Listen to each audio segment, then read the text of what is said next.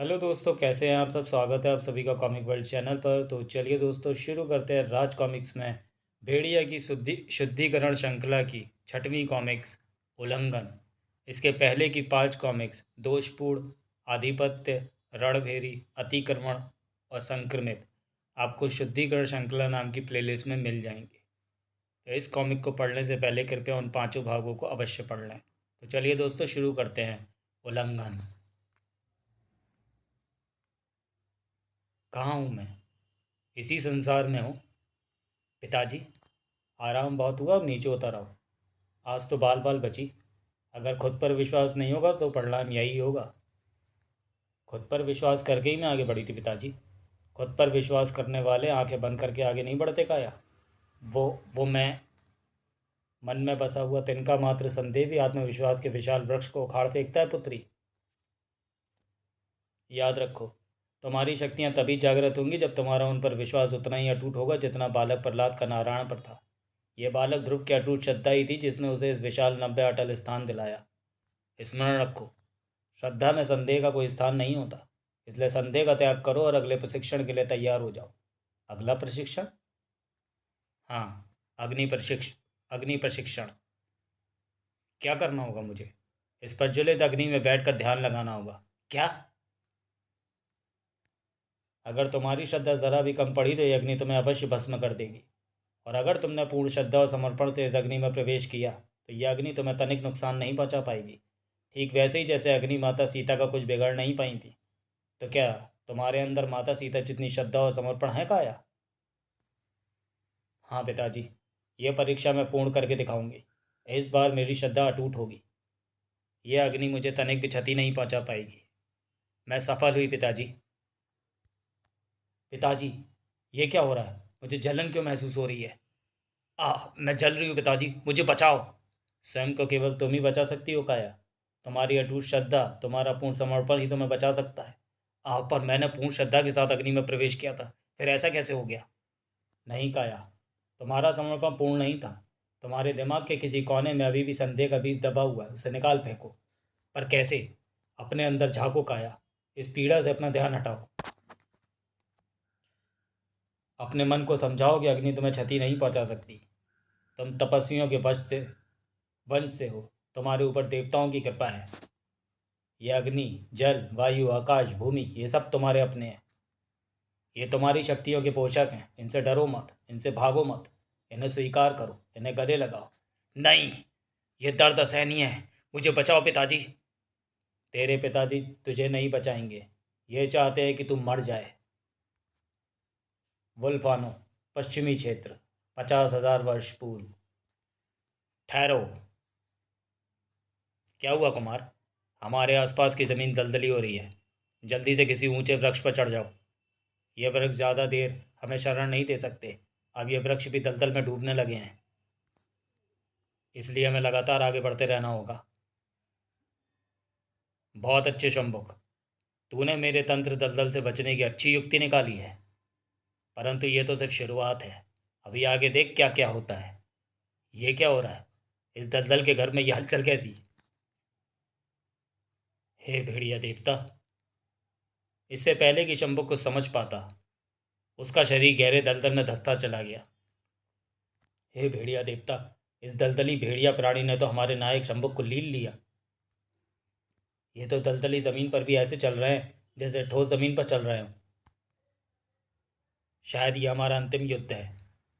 हाँ, अगर इन भेड़िया प्राणियों के जबड़े से बच भी गए तो दलदल में डूब डूब कर मरेंगे। घर्र।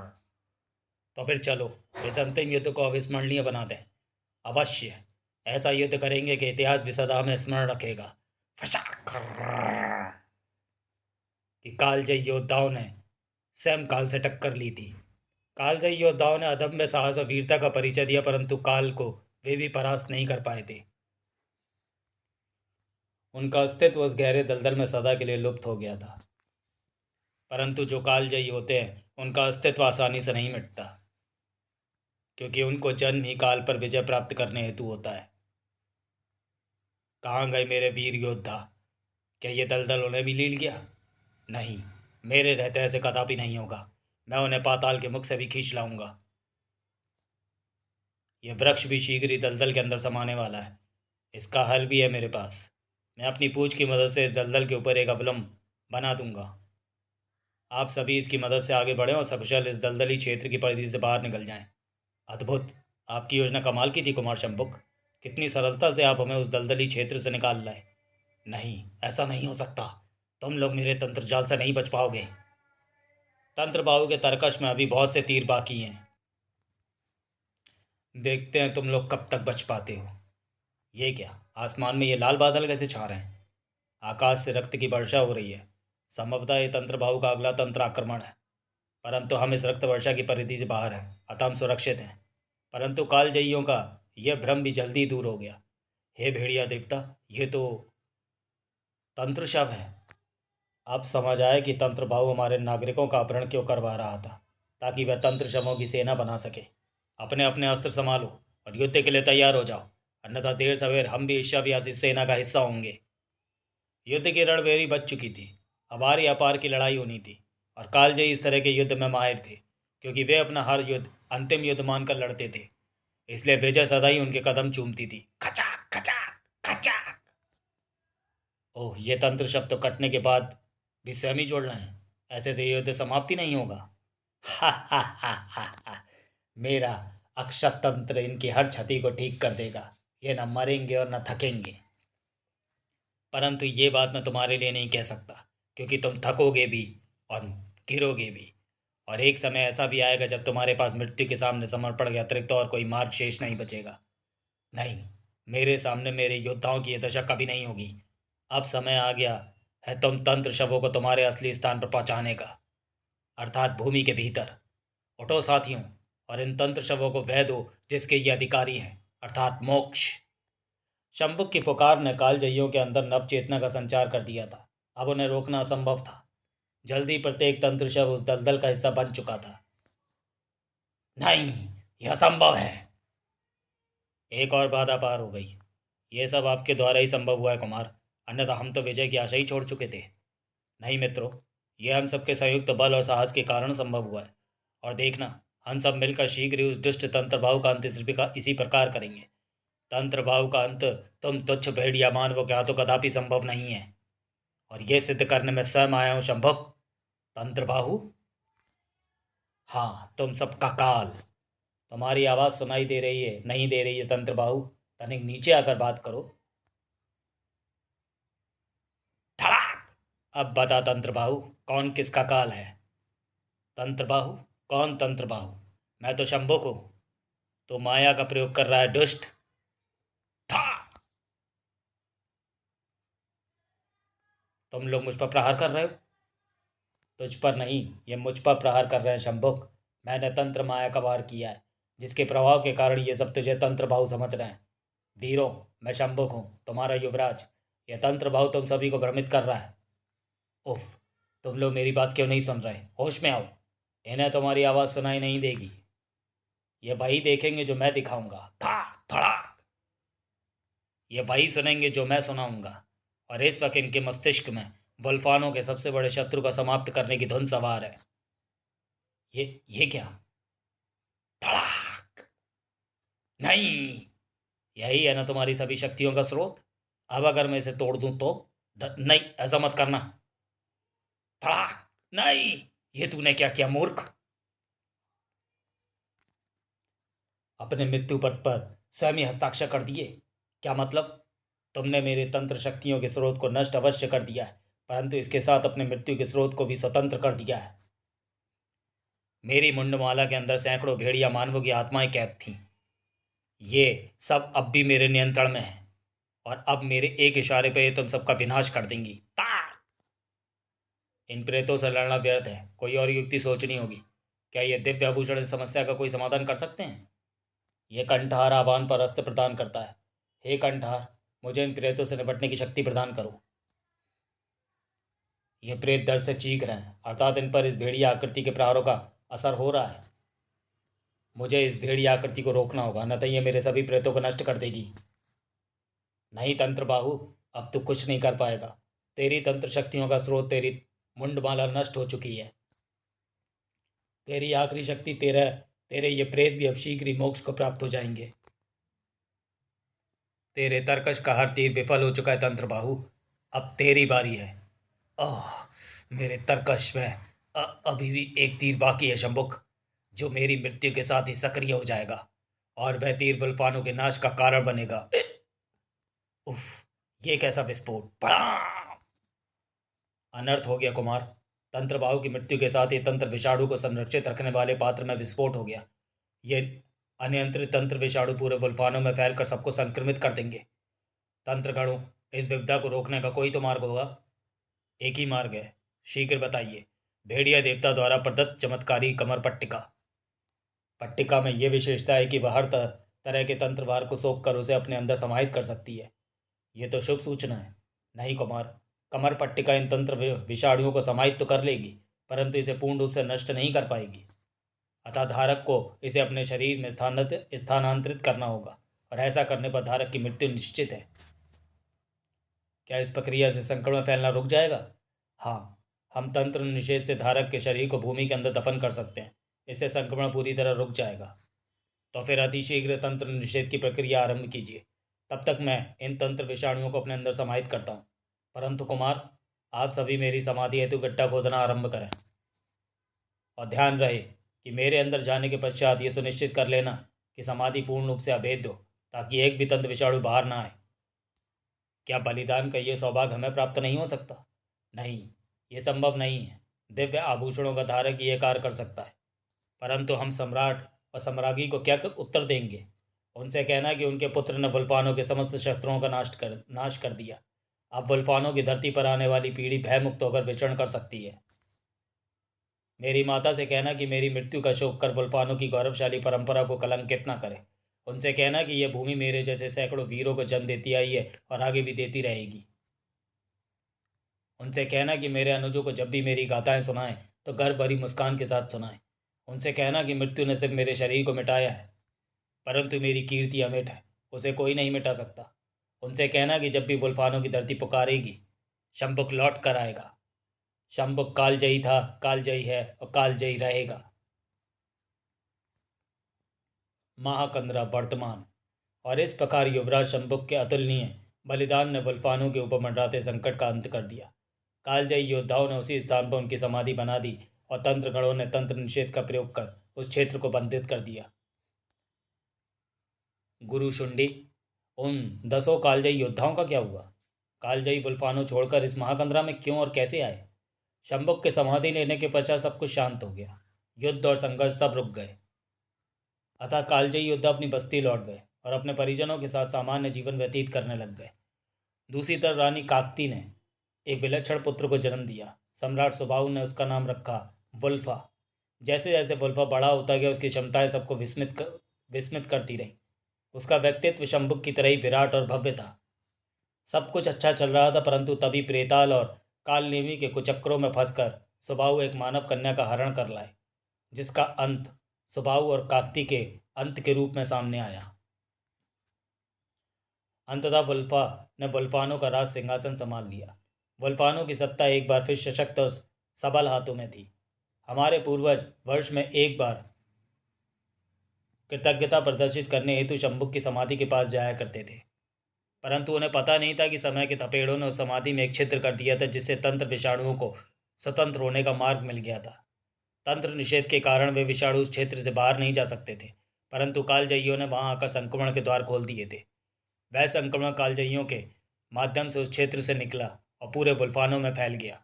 समस्त वुल्फानों शमशान का प्रतिरूप बन गया, शवों के ढेर लग गए। और जब सम्राट वुल्फा ने इसका कारण जानना चाहा तो ये उसी तंत्र विषाणु के संक्रमण का असर है सम्राट, जिसे आपके अग्रज कुमार शंभुक ने स्वयं में समाहित कर अपना बलिदान दिया था। अग्रज शंभुक की समाधि तो निश्चित क्षेत्र में है। जब वहाँ कोई आता जाता ही नहीं, तो विषाणु वहाँ से बाहर कैसे आ सकता है? किसी ने अवश्य निषेधाज्ञा का उल्लंघन किया है। किसने? अभी पता चल जाएगा शीघ्र ही। आप सब मेरे अग्रज शंभुक के विशेष नायक थे। आप सब ने ऐसी घोर लापरवाही का प्रदर्शन क्यों किया? आपकी भूल की वजह से वुल्फानों की आधी से भी ज़्यादा आबादी काल के काल में पहुंच चुकी है। आप सभी के अंदर संक्रमण मौजूद है। आपका उपचार संभव नहीं है, इसलिए आपको निर्वासन का दंड दिया जाता है। जब तक आप सभी संक्रमित मुक्त नहीं हो जाते तब तक आप सभी को सपरिवार महाकंदरा में रहना होगा।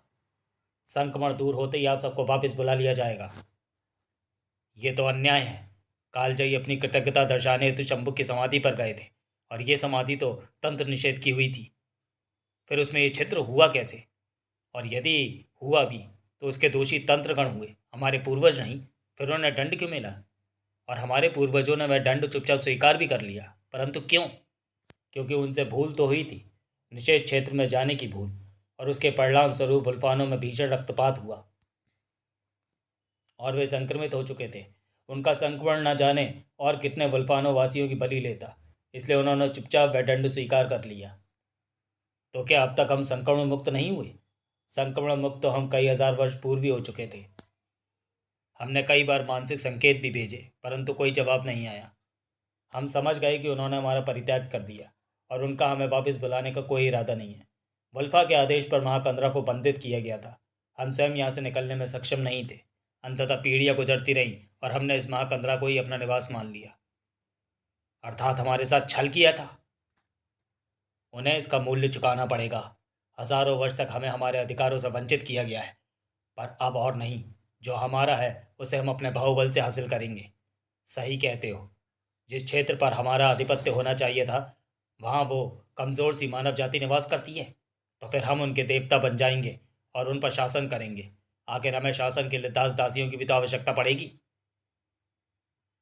मुझे तो अपने लिए बस एक ही दास चाहिए। नहीं, तुम सब ऐसा कुछ नहीं करोगे। अगली पूर्णमासी को न्याय परिषद की बैठक होने वाली है। देवर्ण्याक्षी अब निर्णय लेंगे कि सतह पर किसका शासन होगा। जब तक निर्णय हमारे पक्ष में नहीं होता कोई भी कुछ नहीं करेगा। अच्छी बात है गुरुशुंडी। हम न्याय परिषद को के निर्णय तक प्रतीक्षा करेंगे, परंतु उसके पश्चात कोई भी शक्ति हमें रोक नहीं पाएगी। जंगल में आए उन घुसपैठियों के कारण कुछ समय के लिए व्यवधान पड़ गया था। अब मेरे पास अवसर है कि मैं अपने प्रेम के प्रति अपने कर्तव्य का निर्वहन करूं। जैन, जैन, जैन, भेड़िया, जैन। हाँ भेड़िया, आखिर हम मिल ही गए। माँ, मैं इधर हूँ माँ। उधर नहीं, मैं तो आपके पीछे। पकड़ लिया।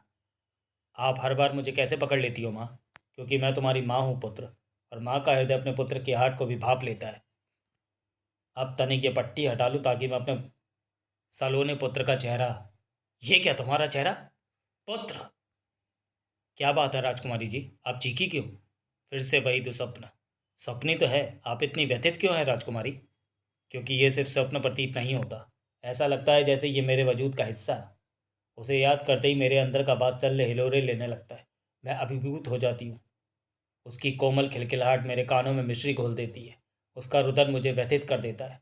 मुझे लगता है मेरा कोई पुत्र अवश्य है दासी, परंतु मैं उसके अस्तित्व से न जाने क्यों अब तक अनभिज्ञ हूँ। और यदि ये सत्य है तो मुझे उसे ढूंढना होगा। न जाने वह कहाँ होगा, किस हाल में होगा। परंतु ऐसा कैसे हो सकता है राजकुमारी? आप तो अब तक कुंवारी हो, फिर आपका कोई पुत्र कैसे हो सकता है? हो सकता है। पिताश्री, आप आपके कहने का क्या क्या तात्पर्य है पिताश्री? पुत्री, मैं दुष्ट वल्फा अपने गुरु की तंत्र शक्ति से वशीभूत कर जब तुम्हें उठाकर ले गया था, तब उसे इस बात का आभास अवश्य होगा कि एक न एक दिन हम तुम्हें अवश्य छुड़ा लेंगे। इसलिए उस दुष्ट ने अवश्य अपने गुरु की सहायता से तुम्हारी स्मृति के साथ छेड़छाड़ कर तुम्हारे मस्तिष्क में छद्म स्मृतियाँ डाली होंगी, ताकि यदि हम तुम्हें छुड़ा भी लें तो वह तुम्हारी भावनाओं को ढाल बनाकर उसका प्रयोग हमारे विरुद्ध कर सके। अ- आप ये कहना चाहते हैं पिताश्री कि स्वप्न में दिखने वाला मेरा वह पुत्र आभासी है, वह वास्तव में नहीं है? हाँ पुत्री, अन्यथा तुम ही सोचो। भला एक कुंवारी कन्या किसी की माता कैसे हो सकती है? इसलिए मैं कह रहा हूँ, शत्रु के षड्यंत्र में मत फंसो। अपने मस्तिष्क से ऐसे भ्रमित विचार निकाल दो। मैंने मोरागढ़ के युवराज के पास तुम्हारे विवाह का प्रस्ताव भेजा है। वह शीघ्र ही भोज पर आएंगे। जी पिताजी, मैं आपके सम्मान को कभी क्षति नहीं पहुंचने दूंगी। मैं जानता हूँ पुत्री, मैं जानता हूँ। आपकी बातें तर्क संगत है, परंतु पता नहीं मेरा मन अभी भी आशंकित क्यों है। मेरे मन में घुमड़ते इन सवालों के उत्तर अब केवल एक ही व्यक्ति से मिल सकते हैं। वुल्फा। स्वर्विया। अपने दूषित मुख से मेरा नाम भी मत ले दुष्ट। मैं बस तुझसे एक ही सवाल का जवाब लेने आई हूँ। क्या हमारा कोई पुत्र था? गाथा जारी रहेगी महाअभियोग में। तो चलिए दोस्तों, वीडियो को यहीं समाप्त करते हैं और मिलते हैं इस सीरीज़ की अगली कॉमिक्स महाभियोग में। तब तक के लिए धन्यवाद।